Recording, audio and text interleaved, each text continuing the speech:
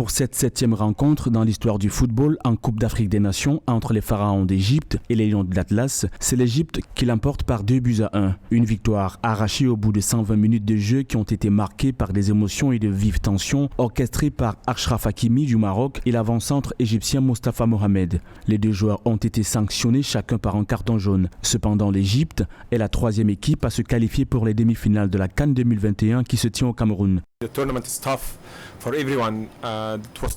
tournoi est difficile pour tout le monde. C'était difficile pour nous au début et jusqu'à ce que nous nous réveillions. Je crois que cette équipe adverse était meilleure dans son groupe jusqu'à cette défaite. L'on ne connaît jamais la fin d'un match. Donc à présent, il est temps pour nous de nous concentrer sur le Cameroun et nous continuons à donner le meilleur. Les joueurs se sont donnés ce jour, ils donnent le meilleur dans tous les matchs. Les Marocains qui avaient le dessus sur leur adversaire durant la première partie du jeu ont vu leur rêve se briser lorsque les Pharaons ont inversé la situation en seconde mi-temps avec le but du capitaine Mohamed Salah à la 53e minute. Le sélectionneur du Maroc, qui jusqu'ici a nourri l'espoir d'aller loin dans la compétition, retient quelques leçons de cette rencontre. Après 44 ans travaillant en football, je pense qu'il faut changer ça parce que si l'entraîneur perd le match, il vient ici. Il parle pour la presse, pour les supporters, expliquer qu'est-ce qui se passe, pourquoi tu as perdu. Mais protéger, je pense que protéger les arbitres n'est pas le futur de football. Parce qu'on vit en société libre. La rencontre qui s'est jouée ce 30 janvier 2022 au stade Amadou Ahidjo permet aux Lions Indomptables de connaître leur futur adversaire. Les Lions Indomptables vont affronter les Pharaons d'Égypte qu'ils avaient battus en 2017 en finale. Les Lions de la Teranga du Sénégal se qualifient pour les demi-finales de la CAN 2021 qui se joue en terre camerounaise. Le Sénégal a battu ce 30 janvier 2022 au stade Amadou Ahidjo de Yaoundé le Zala national de la Guinée équatoriale 3-1. Malgré la forte domination du match avec 56% de possession de balle, la sélection équato-guinéenne sort vaincue de cette dernière phase des quarts de finale. Je crois que c'est une équipe jeune. Bon, je pense que c'est une jeune équipe. Nous savions qu'en venant dans cette Coupe d'Afrique des Nations, que nous n'étions pas favoris. Et nous avions pour objectif de nous battre à tous les niveaux. Mais nous avions confiance en nous. Le Sénégal, 4e et dernière équipe à obtenir son ticket de qualification pour les demi-finales, est sur le point de disputer une nouvelle finale après celle de 2002 perdue face au Cameroun et 2019 devant l'Algérie. Nous avons fait un début de préparation très difficile. Beaucoup de gens nous disaient qu'on cherchait des excuses, mais quand vous perdez 10 joueurs à la préparation et qu'ils ne sont pas là, c'est normal que le début soit poussif. Mais nous avons bien travaillé, on a eu la foi, on n'a jamais abandonné, on s'est concentré sur nous, continué à progresser. Aujourd'hui, c'est vrai que tout le monde est d'accord que le Sénégal est en train de monter en puissance. Maintenant, comme je vous le dis, on sait que le football est fragile, l'équilibre est fragile, il ne faut pas s'enflammer, il faut récupérer rapidement parce que contre le Burkina Faso, ça sera aussi une grosse bataille. Le 2 février prochain à Yaoundé, le Sénégal va donc affronter le Burkina Faso dans un derby purement ouest-africain.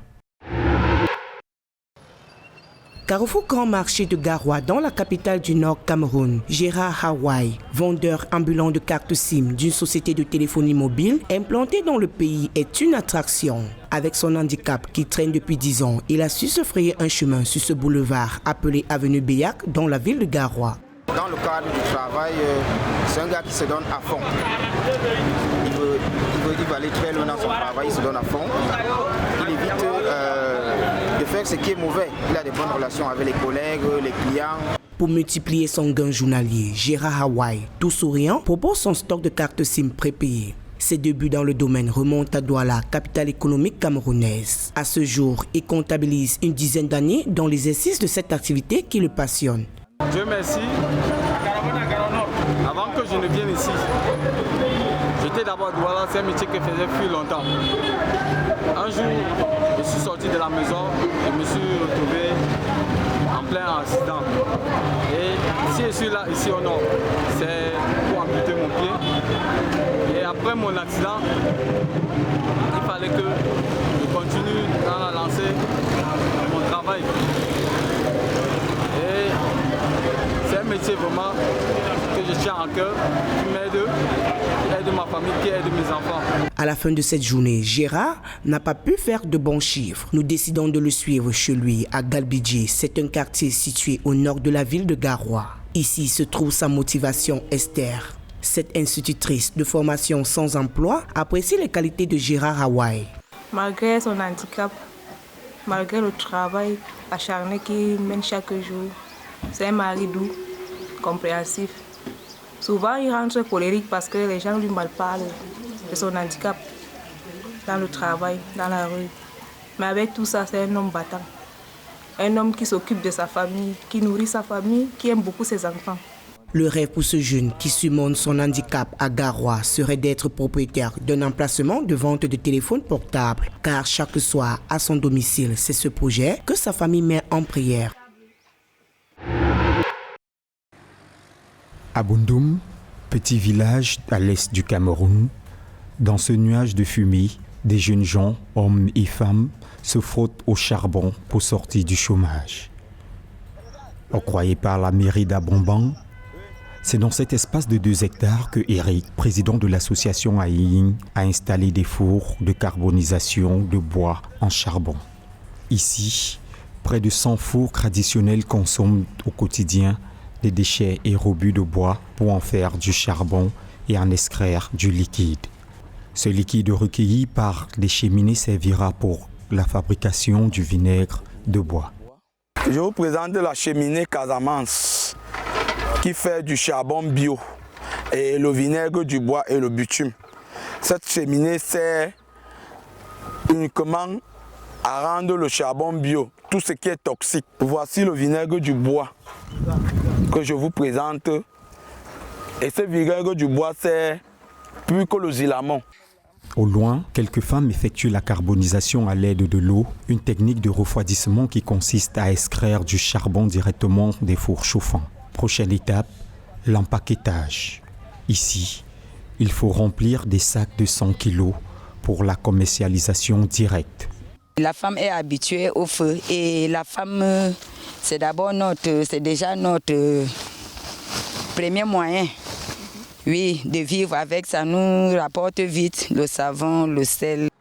Place à la vente. À Abundoum, le charbon produit sert à la vente en gros. Ici, les prix varient entre 3 000 et 3 500 francs CFA pour 100 kilos. Selon les charbonniers, la clientèle se trouve partout dans le monde, précisément en Afrique centrale, en Europe et au Maghreb.